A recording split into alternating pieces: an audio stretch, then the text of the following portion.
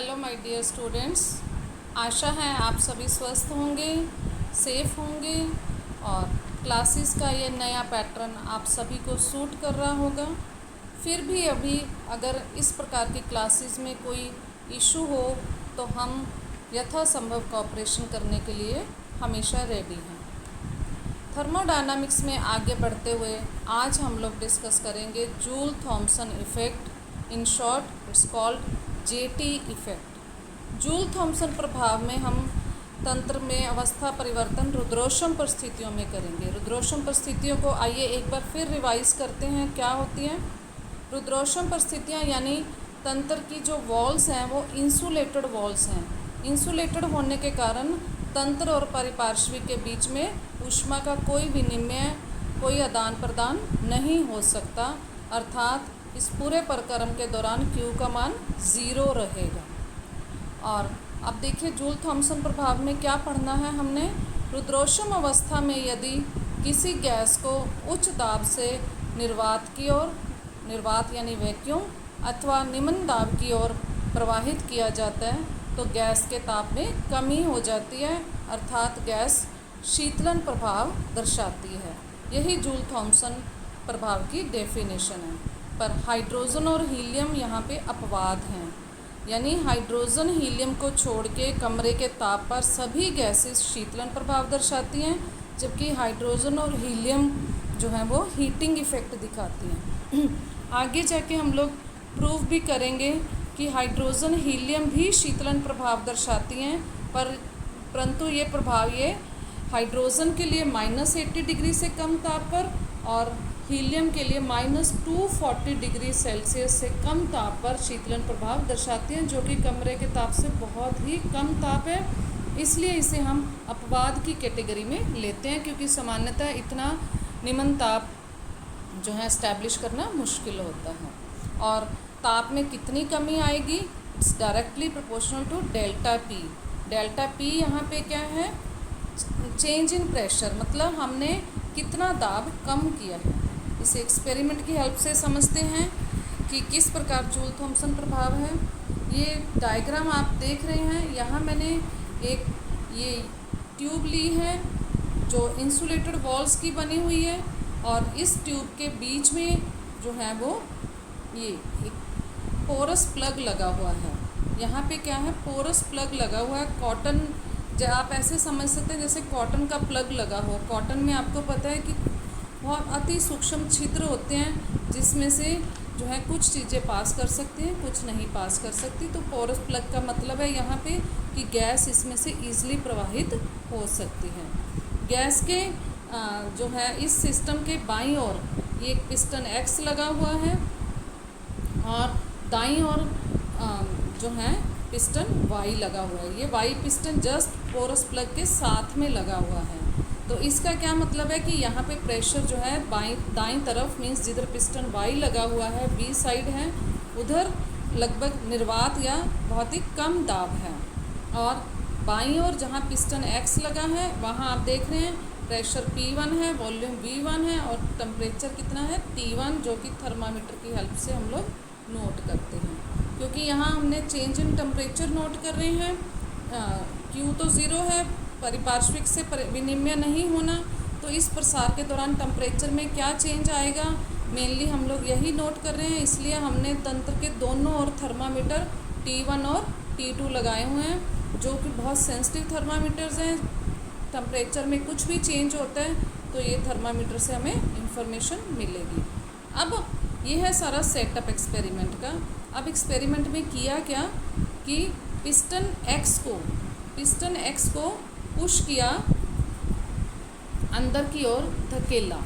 तो यहाँ X position से धकेलते हुए यहाँ तक, इस पोजीशन तक उसको लेके आए, X प्राइम पोजीशन तक। ये नई पोजीशन होगी X प्राइम, ठीक है। जब इधर पुश करेंगे तो पोरस प्लग में से गैस प्रवाहित होते हुए दूसरी तरफ जाएगी, तो अब ये गैस खुद इस पिस्टन को मूव करेगी, क्योंकि हम ये मान के चलते हैं कि दोनों पिस्टन जो है वो वेटलेस, फ्रिक्शनलेस है।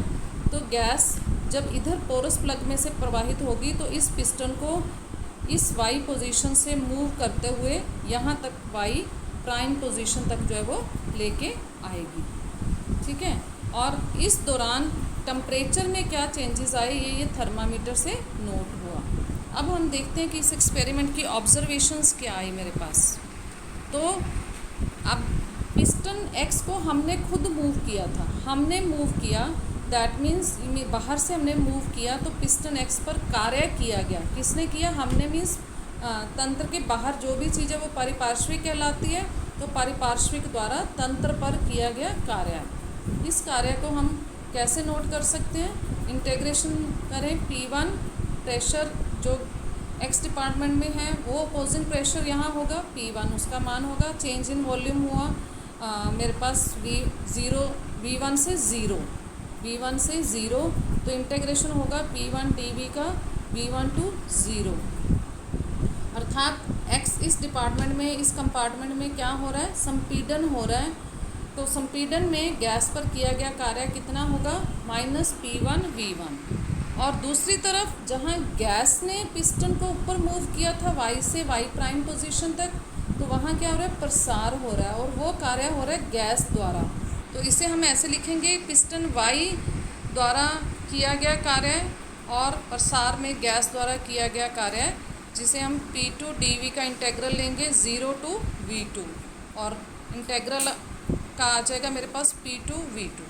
अब इस पूरे प्रकरण में कुल कार्य कितना होगा? तो दोनों को ऐड अप कर लेंगे। इक्वेशन नंबर 2 और 3 को ऐड करने से तंत्र द्वारा किया गया कुल कार्य आ जाएगा, वो होगा P2 V2 minus P1 V1।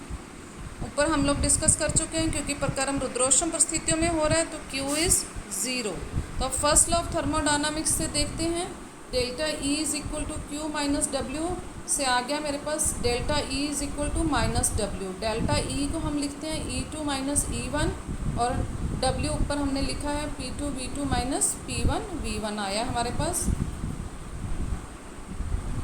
और इस इक्वेशन को हम रीअरेंज करें तो फाइनल स्टेट की टर्म्स को हम इकट्ठा कर लेते हैं, और इनिशियल स्टेट की टर्म्स को इकट्ठा करने से मेरे पास इक्वेशन बन गई E2 प्लस P2 V2, ये फाइनल स्टेट को शो करती है, E1 plus P1 initial state को शो करती है। और हम पीछे पढ़ चुके हैं एंथैल्पी की डेफिनेशन में, E2 plus P2 V2 is equal to H2। इसी प्रकार E1 प्लस P1 V1 को हम लिखते हैं H1, ठीक है, और H2 is equal to H1, और you can see H2 minus H1, जिसे हम डेल्टा H बोलते हैं, दैट इज इक्वल टू 0। अर्थात इस प्रकरण में क्या हुआ? वास्तविक गैसों के रुद्रोष्म प्रस्ताव होने पर तंत्र की इंथैल्पी स्थिर रही, अर्थात अपरिवर्तित रही। तो हम कहते हैं कि ये रुद्रोष्म परिस्थितियों में किया गया प्रसार आइसोइंथैल्पिक है। और इस प्रकरण के दौरान टेम्परेचर में क्या चेंज हुआ? प्रेशर चेंज करने से टेम्परेचर में कितना चेंज आया, उसे हम मेज़र करते हैं विद जूल थॉमसन कोफिशिएंट। एक गुणांक की मदद लेते हैं, जूल थॉमसन गुणांक, जिसे रिप्रेजेंट करते हैं with the symbol μJT। μJT is the symbol for Joule Thomson coefficient. तो स्थिर एंथैल्पी प्रकरण में दाब के प्रति ताप के परिवर्तन की दर को हम बोलेंगे μJT, क्योंकि हमने क्या किया? हमने देखा थर्मोडायनामिक्स से अपने आप ही आ गया कि इस पूरे प्रकरण के दौरान एंथैल्पी स्थिर रहेगी, और प्रेशर चेंज करने से टेम्परेचर में चेंज आ रहा है। तो स्थिर एंथैल्पी पर प्रेशर चेंज करने से टेम्परेचर में कितना चेंज आया, that is called Joule Thomson coefficient. और इसे अब हम जो है आगे इक्वेशन की फॉर्म में लेते हैं। हम जानते हैं कि enthalpy is a function of temperature and pressure, ये हम पहले पढ़ चुके हैं कि एंथैल्पी ताप और दाब का फलन होती है।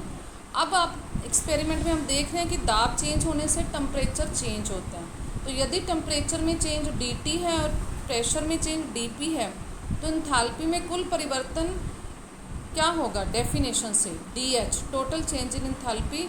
जैसे हमने पीछे जूल्स लॉ पढ़ते हुए भी डिस्कस करा था कि टोटल चेंज हम कैसे डिटरमिन करते हैं, जब दो फंक्शंस का वेरिएबल हो तो एक को कांस्टेंट रखते हुए दूसरे के विद रिस्पेक्ट टू डिटरमिन कर लेते हैं, फिर दूसरे को कांस्टेंट रखते हुए पहले के विद रिस्पेक्ट टू चेंज को स्टडी करते हैं। तो पहले हम प्रेशर को कांस्टेंट रखते हुए डिफ्रेंशिएट करेंगे H को विद रिस्पेक्ट टू T, और चेंज इन टेम्परेचर से मल्टीप्लाई कर देंगे। इसी प्रकार सेकेंड टर्म आ जाएगी मेरे पास, तो DH और हम जानते हैं कि del H upon del T at constant P is equal to C P, तो D H is equal to C P D T plus del H upon del P at constant T into D P. और Joule Thomson प्रयोग से ही ऊपर हमें पता चला कि D H is zero, isoenthalpic process है तो डी एच ज़ीरो होने से ये इक्वेशन इक्वल टू ज़ीरो हो गई। और इस इक्वेशन को अगर हम रीअरेंज कर दें तो मेरे पास ये जो है बन जाएगी del T upon del P at constant enthalpy is equal to -1 upon C P del H upon del P at constant T. Equation number 8 में ये जो टर्म है del T upon del P at constant enthalpy, इसको हम substitute करते हैं with mu J T Joule Thomson coefficient. तो Joule Thomson coefficient की डेफिनेशन मेरे पास इक्वेशन नंबर 9 से आ गई। डेफिनेशन ही रादर इक्वेशन जिससे हम जूल थॉम्सन कोफिशिएंट का मान डिटर्मिन कर सकते हैं। ये इक्वेशन क्या बन गई, mu J T is equal to -1 upon C P del H upon del P at constant T. अब इस इक्वेशन को यूज़ करते हुए हम देखेंगे कि हम आइडियल और रियल गैसेस का म्यू जे टी का मान कैसे डिटर्मिन कर सकते हैं, क्या एक्सप्रेशंस आते हैं, ये हम लोग डिस्कस करेंगे नेक्स्ट क्लास में। Thank you so much.